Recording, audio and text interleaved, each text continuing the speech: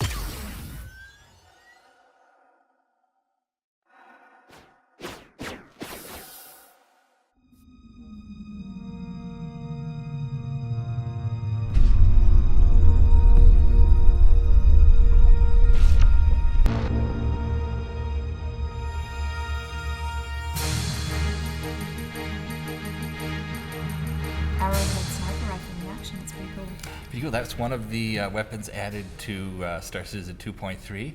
You can get that by exploring shipwrecks or by shooting down a level 5 criminal. Level 5 criminal. Greetings, citizens, and welcome to Around the Verse. I'm Sandy No. There you are. I know I am. No, I'm not. Greetings, citizens, and welcome to Around the Verse, Cloud Imperium's weekly look at Star Citizen by developers and for the community. I'm Sandy Gardner. And I'm Ben Lesnick. Ben, how are things looking today? Well, great. Star Citizen Alpha 2.3 is out on the live servers right now with all sorts of new additions like the sniper rifle we just saw. Seems to be very stable, and you have access to more than 30 different flyable ships. We've got FPS mechanics, we've got a giant arena that you can explore and interact in, and we've got things like Arena Commander for dogfighting and racing, and the Hangar Module and ArcCorp for exploring. And what are the team working on today? Well, I'm happy to announce that we've just branched to 2.4, which means that kind of development has centralized around the features we want to get out in the next patch, and you'll be hearing more about that in the coming weeks. And I understand that I went on a little adventure today. Yes, I forgot to hand that over to you. And I understand you went on a little adventure today. How was that? I did. I went out to our shippers' warehousing out at the City of Industry. So Alexis and I went out there to look at the different warehouses to improve our logistics of shipping merchandise to you guys. We're looking at this primarily for the collector's boxes, but going forward for all of our merchandise.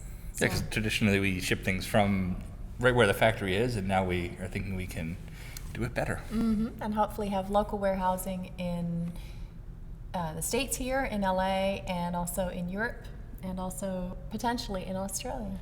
Sounds good. Yay. April Fools, we delivered a career of food delivery that everybody seemed to like. I really enjoyed it. We also shot a little video that was green screened and with some fun music. And we've heard from people everywhere. You all want the Big Betty skin for the Reliant. It's not something we could put in the game today, but we appreciate your passion. As for food delivery in general, you will certainly be delivering things in the game, and why not food? So some of it may be closer to reality than it seems. Themes? Themes. Themes? Seems. Seems. Seems. I actually wouldn't mind doing some food delivery. That'd be fun, I think. Yeah. The monthly report drops tomorrow. Check the con link for an in-depth report from each of our studios. What is the next one? No flare is not what our concierge backers will be saying, as the long-promised concierge flare will be delivered tomorrow. Here's a sneak peek. Check it out.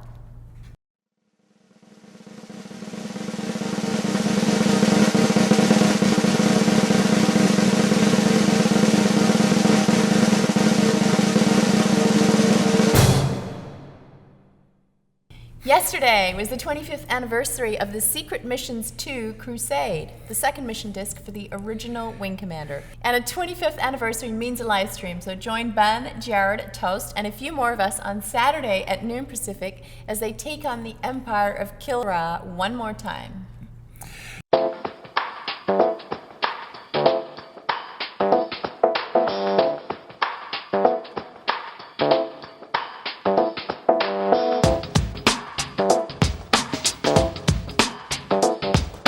That's all the Wing Commander for today. Now let's check in with our studios around the world.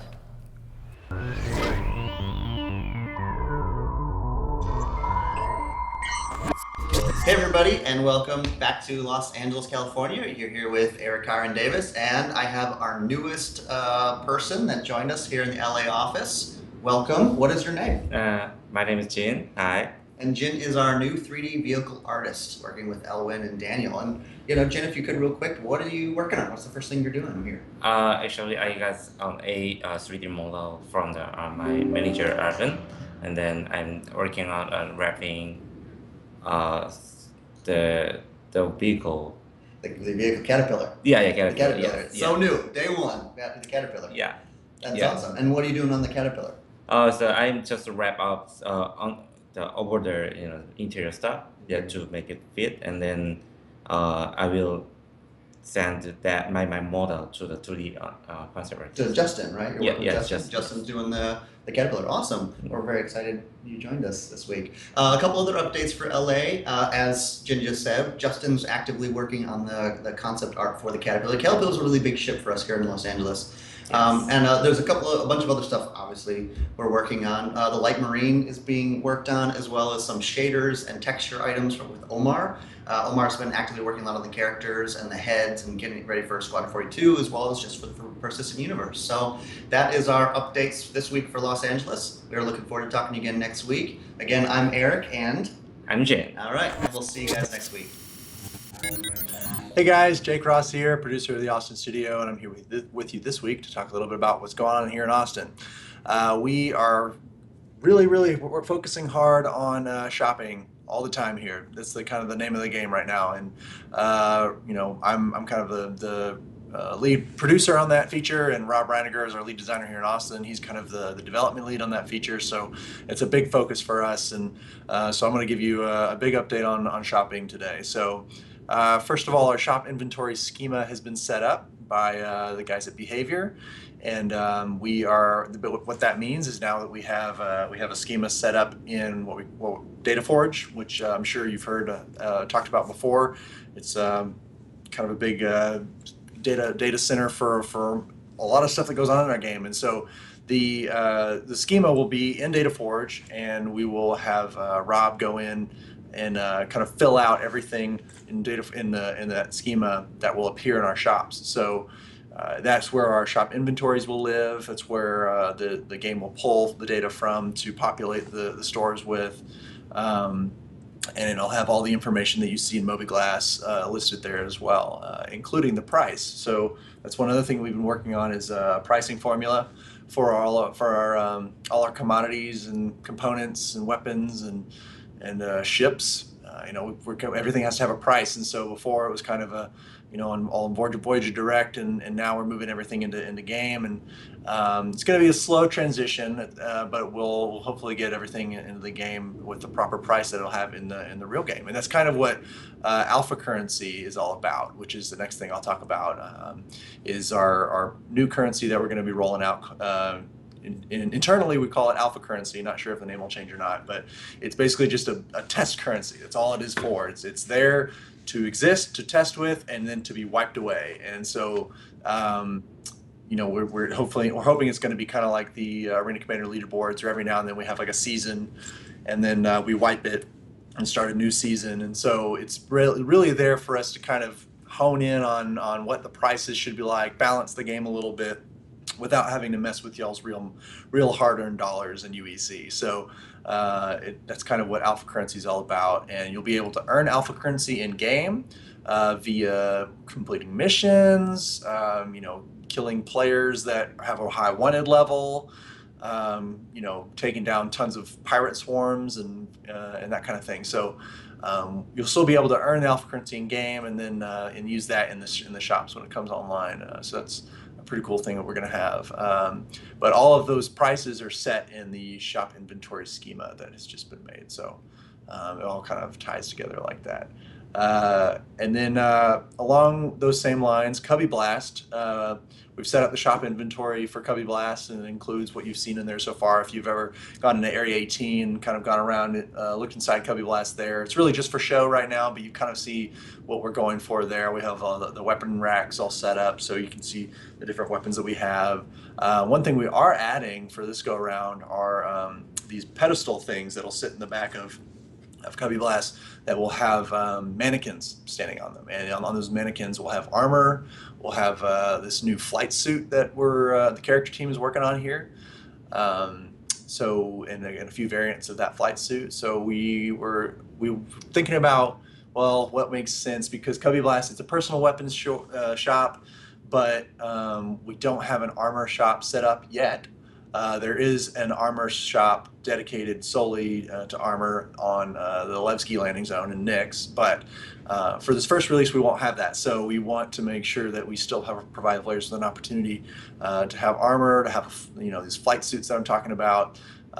So we thought maybe we put them in Kasaba, but it just didn't make sense fictionally to be in there. So we're going to put those in Cubby Blast. So we needed a spot in Cubby Blast for those mannequins, so we're setting up a space just for that. So that's kind of what we're working on with Cubby Blast. So yeah, Cubby Blast, shop inventory and pricing. Lots of different things going into shopping. All people from all different kinds of departments from all over the company on this project are putting their hard work into it. So it's going to be a big thing, and we're excited to put it out there in your hands. So look forward to that, guys. Cool. That's all I have for you this week. Thanks. I'll see you around. Hi guys, welcome to the UK. It's Tom here, and you might be wondering where I am. It's still in the UK, but just in a different meeting room than usual. Turns out the one I usually use is booked at the moment, so I'm currently in what we call Morse. It's a tiny little conference call room, just for a couple of people. But other one, Doyle and Bodie up here on third floor, they're both taken for meetings with LA and Austin. So I've had to kind of squeeze in here, but it's all good. Hopefully you can still see and hear me. We actually have like 3 floors here in the UK now. Just as a sort of quick word as to personnel, we're up to I think around 160 staff here in the UK. So we had to expand and get another floor. So now first floor's opened with QA and the Carrots team on. They've got a meeting room there called Vera. Don't know if you can guess the theme so far. The one on ground floor is called Taggart. So some of you might have heard of those as British police detectives.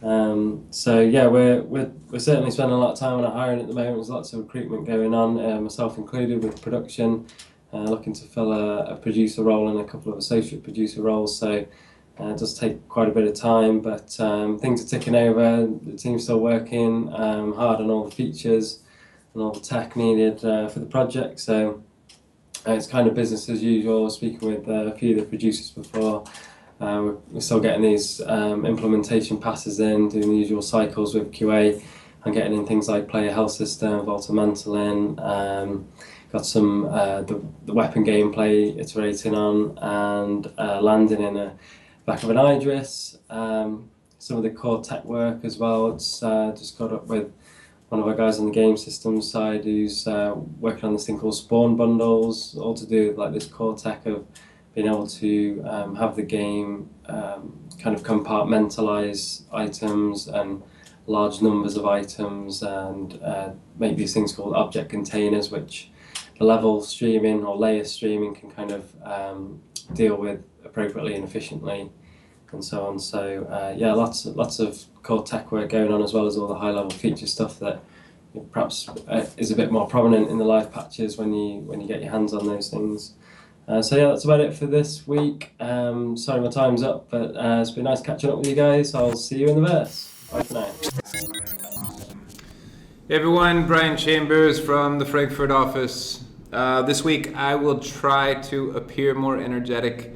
People keep saying that I seem bummed out or tired or sad, but I'm just a mellow guy. But I'll try my best. And yes, I did get a haircut. I do look a little less metal, so sorry, but thank you for all the support on Twitter. On to the team.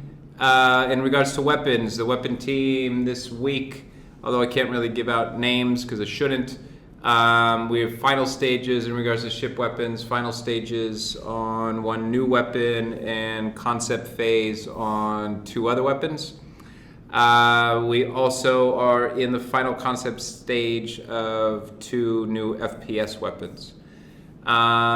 Engine, bug fixes, crash handler, R&D on terrain shadows.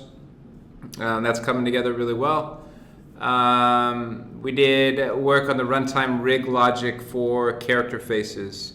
That was on the engine side in combination with TechArt and some of our external vendors that are working on rigs with us. Bugs for 2.3.1, I believe. Did some improvements on EVA. Constantly tuning those to make sure that things look right, that they appear right, and that the foundation's there strong for us to expand on future stuff that we want to do with them. We did track view improvements. I mentioned before, track view is the tool that the cinematics team uses. So they need all these parts and pieces in place to be able to do things as efficiently as possible. So most of the improvements are based on efficiency, so Hannes and the guys can pull things together easier, or they're not having to redo things constantly. We also fixed some audio bugs in game dev and worked on fixing projectiles to function within the local physics grid a bit easier.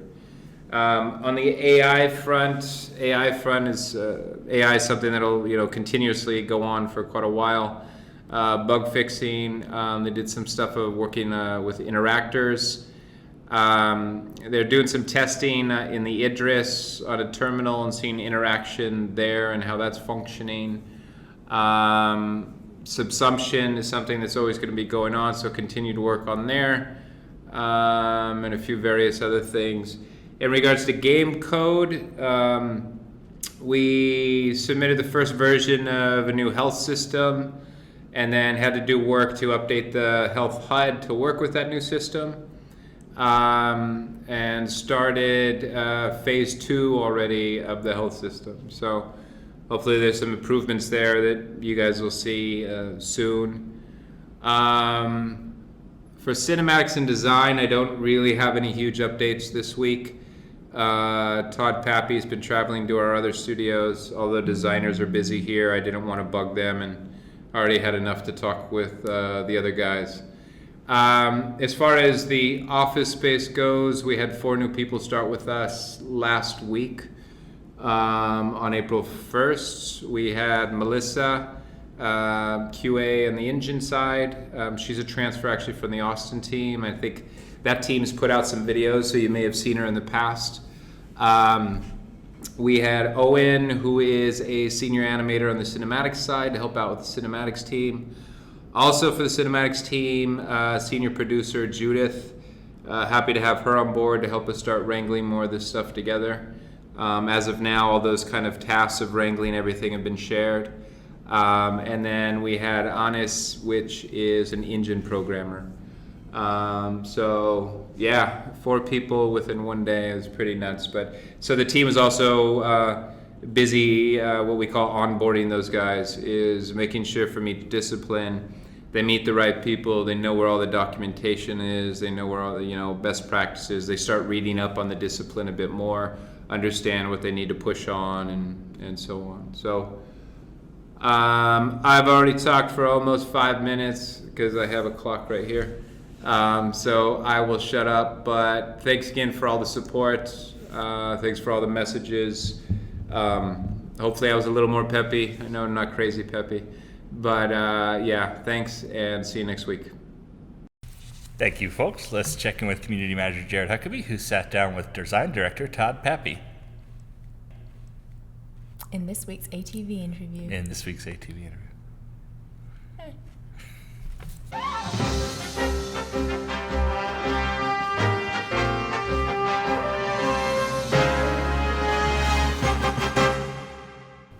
Thanks, guys. This week on the ATV interview, we're sitting down with Design Director out of Foundry 42 Frankfurt, Mr. Todd Papy. Todd, how you doing, man? Good to see you again. Yeah. Thanks for coming back. You're in town for like a day, and I begged you. I'm like, a please. week and then a day. Like, please, will you come in? Will you sit on the show and talk? Now, we've had you on the show before, but every time it was like almost half a year ago. We've gained 300,000 new people who have no idea who you are. So you're Todd Papy. You're the design director for Star Citizen. What does that entail? What do you do for Star Citizen? So basically in charge of design. So that's been the ATV interview. Thank you for watching. So making sure that I work very closely with the other creative directors in studios or the other lead designers in the studio. So for example, Kirk Tome here, then we've got Nick Elms in UK office, and then we've got other leads throughout other various offices. But my job is to make sure that the vision that Chris wants is getting implemented into the game, and then making sure that if Chris, Aaron, and Tony all want something, that we talk about it, and then we work it out and put it into the game kind of thing. So what happens when people want different things? Well, I equate it to mom, dad, and uncle fighting, and I let them work out what role they want to play kind of thing. All right. So and then once you've built that consensus with the three of them or whatnot, what happens then? At that point, then we make sure all the leads are on the same page, and we basically funnel it out to the team. Okay. So you're in town last week. You're in town for a single day today. What brought you to LA last week?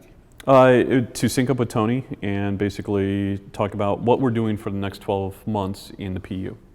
Okay. And so sitting down with Tony, Aaron, and Ricky, and basically scheduling out, what kind of careers we're going to be working on, what type of environments are we going to be building and pushing out, and then what kind of tech do we need in order to facilitate all of that stuff. So what are we doing for the next 12 months in the PU? What kind of careers are we doing? What kind of tech do we need? So with the PU, obviously we're starting to really dig into the mission system. One of our goals in particular is to make sure that we're introducing non-combat centric roles. Just because right now we know everything centers around fighting. Now part of that was just taking what we had in AC, and now it's just a bigger playground.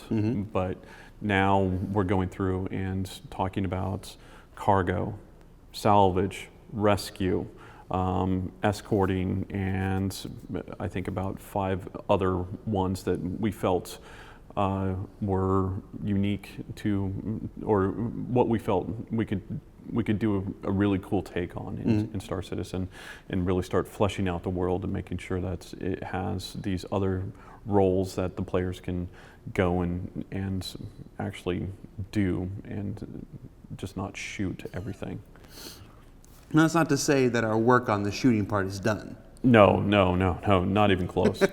And then obviously still, with FPS and everything like that, we're still working on a lot of the base mechanics, getting those, as smooth as possible.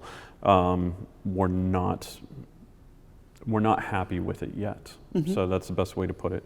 And then with EVA, then there's still kinks and everything that we need to work out with that.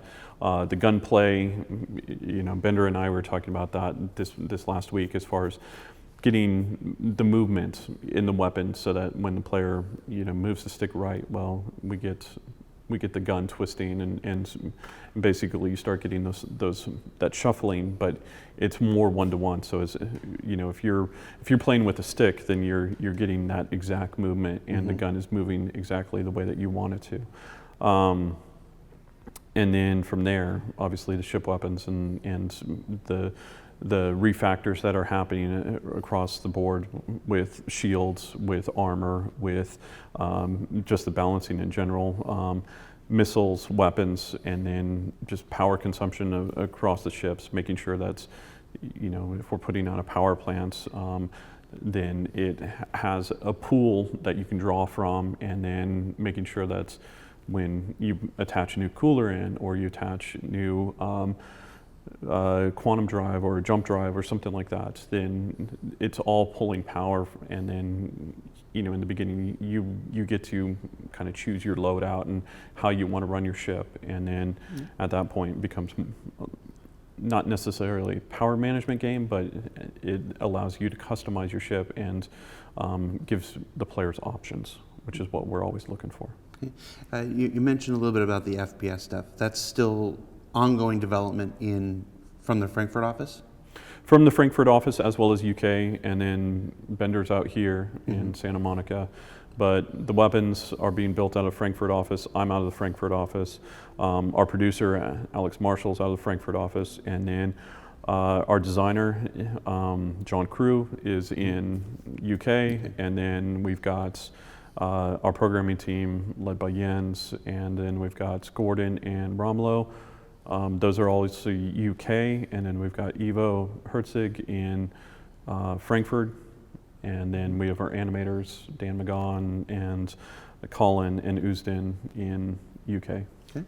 And so we've been slowly adding FPS aspects to Crusader. We had weapons with each patch. We've added additional animations and stuff so that people are moving more smoothly. Chris in the special subscriber edition RTV last week talked about how we're adding mantling and vaulting and stuff. Is that all work that's going on from the Frankfurt office, or? Well, out of both of those offices. But yeah, that's what's being pushed on, and it's more about just interaction with the environment, allowing the player to navigate, and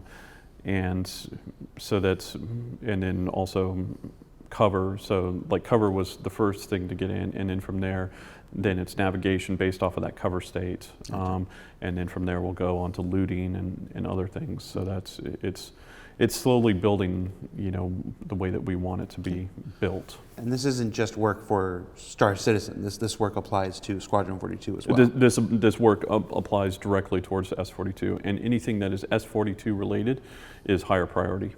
Gotcha. So, I mean, it may seem obvious, we talk about the first-person universe and stuff, but there are first-person aspects to Squadron 42.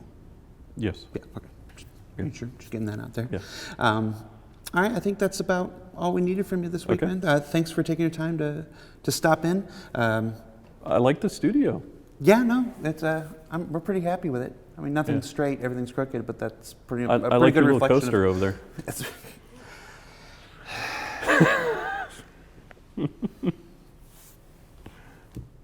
That's Todd Papy, everybody. Back to you guys.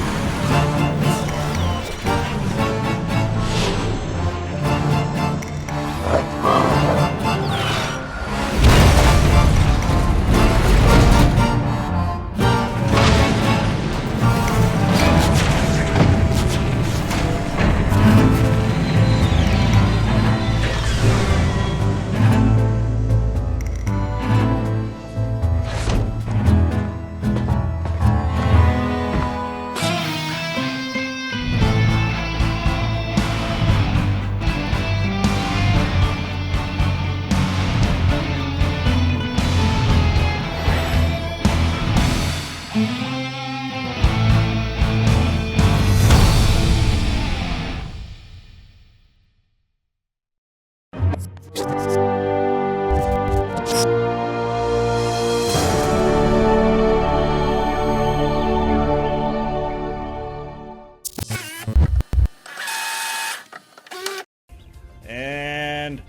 fire!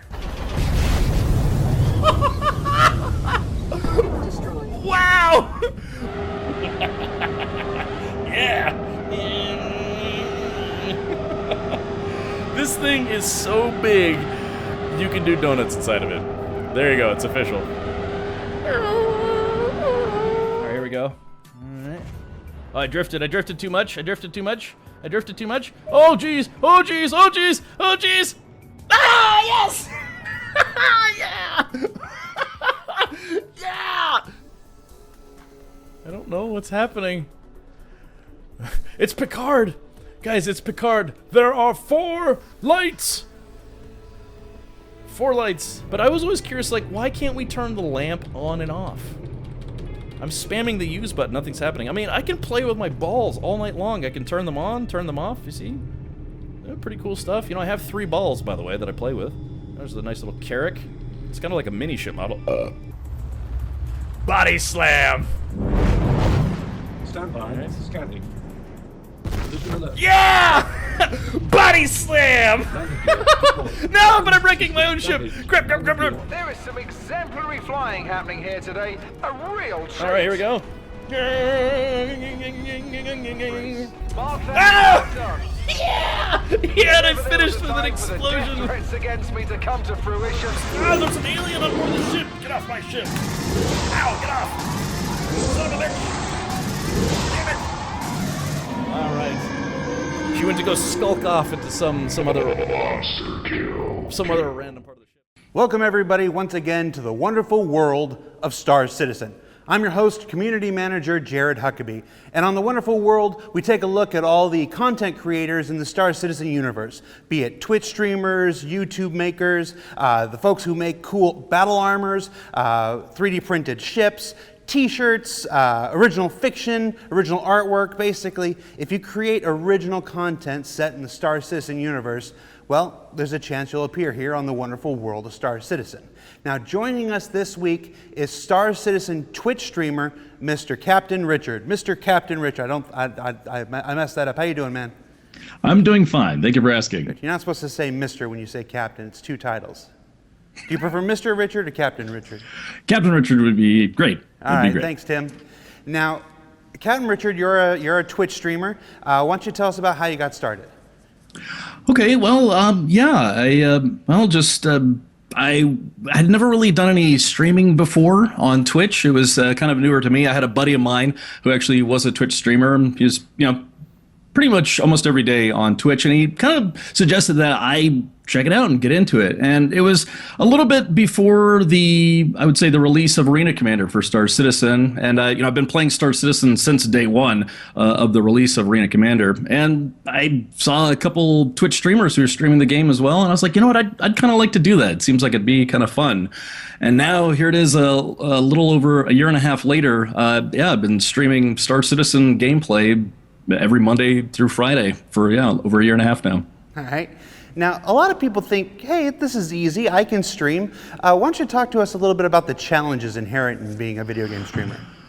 Oh, well, I would say the biggest challenge, if you're like a semi-regular or even a full-time Twitch streamer, is you have to be dedicated. You have to be willing to just, say, hey, I'm going to do this when I tell people I'm going to do it. Not everyone has a fixed schedule, but I would say that was the biggest hurdle for me, was just, getting myself to just commit to doing it. I don't think I've ever committed to anything for over a year and a half so consistently. But yeah, I would say that would probably be just, not doing it for like a couple days, 1 week, maybe a day, another week. I would say if you're going to get into it, just commit to it. I will admit that it does get a little tough socially when you're like, hey, I'm going to be at, on this time every single weekday, and, some buddies want you to come out, or you've got to, you want to take trips or whatever. So yeah, you just kind of have to balance the two. But I would say consistency and commitment are probably the two qualities you'd want to have if you want to become a Twitch streamer, a regular Twitch streamer. Yeah. Well, people have to know when you're going to be on. Yeah, exactly. All right. So there's a lot of Star Citizen Twitch streamers out there. What sets your stream apart from the others? Oh, well, actually, every night, what I do when I start streaming is I actually do kind of a nightly news type segment where we cover everything that's happened in the day for Star Citizen, whether it's releases of a PTU, updates from the chairman, so just 10 for the chairman, or discussing just some of the other releases that happened that day, or maybe, the previous day. So I would say that if you would like to learn more about Star Citizen or what happened at that current day, yeah, check it out. I do that at the beginning of every stream before we jump into Star Citizen. And then I would say that one of my goals is to try to get people actually into the game. A lot of people just, they're going to sit there and watch Twitch gameplay. But when people are in chat, I try to bring them out of chat and actually into the game. Play with me. Let's go on some adventures and that kind of thing. All right. Now, one of the things that's always curious to me is how the heck you guys make money doing this? What are some of the ways folks can support Star Citizen streamers? Oh, well, I mean, the bare bones is you could set up a tip system if you want. There's a few different options out there. Just Google Twitch tipping system or whatever. A few Twitch assistant bot type things. But yeah, it's mostly just, hey, if you enjoy the stream and you'd like to send a Twitch streamer a tip, then yeah, they give you that option. There's a few different other ways you can go about it if you're interested in trying to monetize your efforts on Twitch. One is Patreon, and that is just basically, hey, if you want to support my stream, you can subscribe on a monthly basis to Patreon. I'm a Twitch partner. I actually became a partner on Twitch from streaming Star Citizen, just for having streamed it so long. And you could subscribe to my channel, and it's like $5 a month or something like that. And it does help as far as, just supporting me as a streamer and doing giveaways and things like that. All right. Now, you say you've been streaming since Arena Commander first dropped, and it's been a while since then. What kind of things now that we have Crusader, what kind of things do you do in Crusader that folks can see when they tune into your stream? Well, apart from doing some of the more standard stuff like the missions or exploring for wrecks out at Yella, I try to come up with fun, like adventurous type things for us to do. Set little challenges. The weirder the better. But yeah, that's about it. Just kind of, not like a choose your own adventure book, but creating your own adventure. And I think even in the long term for Star Citizen, yes, there's going to be missions. There's going to be bounty hunting and shipping and having all sorts of tasks in the game where you're getting paid in UEC. I think that a lot of the fun is just going to be going on your own adventures and setting up your own events, such as like Operation Pitchfork is already a massive player driven event that'll hopefully take place later on. But yeah, I personally think that other than doing the intended content, making your own content is also going to be equally fun. All right. And what's one of the things you're looking forward to most in Star Citizen? Well, actually, my first pledge ship was the Freelancer base, and I kind of want to get my space trucker on. It's in a way, once you're if you're playing it for the first time and going to different systems and trying to haul cargo, it's almost like exploration in a way if you've never been there before. But yeah, I'm looking forward to both being a space trucker and an Idris captain, so I can be Captain Richard. All right. And finally, before we let you go, is there any message you'd like to give to the Star Citizen community?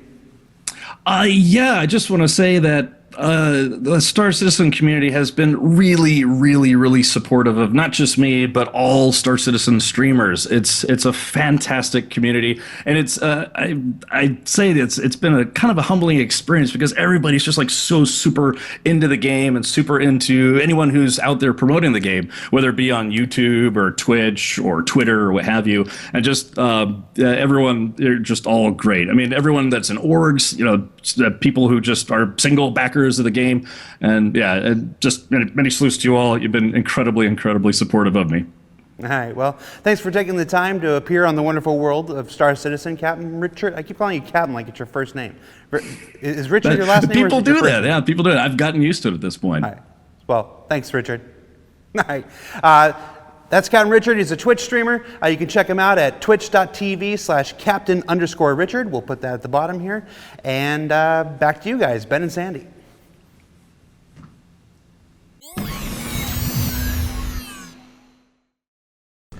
Hey there, Tyler Witkin here, Community Manager in the Austin, Texas studio, here to bring you this week's MVP. A huge congrats goes to Mike Willis UK on his extraordinary efforts developing a web page that catalogs every question and answer ever asked on 10 for the Chairman, with easy filtering. I can't even count the amount of times that I've tried to reference something that Chris said a long time ago and ended up giving up because I couldn't find it. But now it's easy at www.scqa.info. So big congrats to you, Mike. You're this week's MVP. Back to you guys.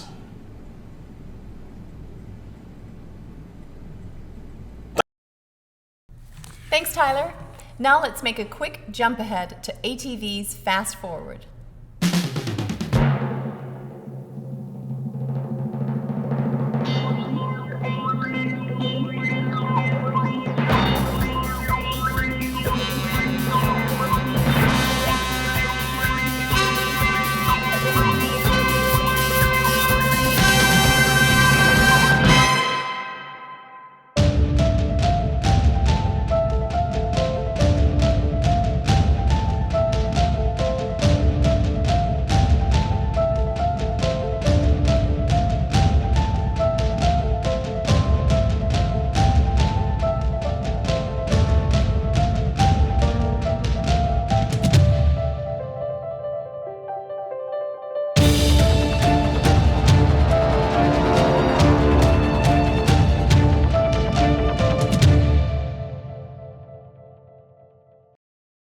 Be sure to tune in tomorrow at 11 a.m. Pacific for Reverse the Verse on Twitch. We'll be talking about that fast forward and all other aspects of Star Citizen's development. Special thank you to Sniffle Wizard for my dog tags and everybody else on the community team who got them, and also for these cup holders. They're pretty cool. Which one's yours? These. I went with orange. Oh, this one's mine, yeah. Okay. Matches my dress today. And then also thank you to FMJ Operations, who sent us patches, stickers, keychains, and badges. It says, never outgunned, only outnumbered. I saw that Steve Bender, who is really into military stuff, was very approving of that. So there you go. So thank you, guys. I also want to say Sniffle Wizard, so thank you, Sniffle Wizard. Sniffle Wizard, Sniffle Wizard, Sniffle Wizard. Best username ever. And if you like this video or others, be sure to like and subscribe. That helps our metrics a whole bunch. Yes, and if you would like to connect to Ben and myself more directly on social media, here are our links below. And of course, as always, a big thank you to all of our subscribers for making this show possible. We will see you next week on Around the Verse. You're not going to do that? Okay. There's just not much arm movement today.